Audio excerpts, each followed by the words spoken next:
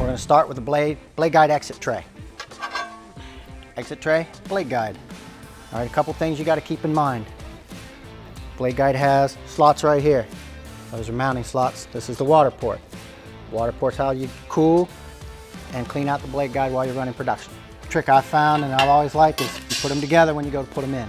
This is your blade guide slot mount, and you got a tab in the back that the exit tray has to sit up on top of. So you just kind of slip it in there like that. All right, and as you can see, this space right here, that's wrong. That shows you the blade guide's not seated. There, it's seated. All right, now you want to center your exit tray right here so it doesn't rub, and tighten your thumb screws. And they are thumb screws, not plier screws. If you use pliers on them, you'll strip out the threads, which will lead you to a lot more maintenance.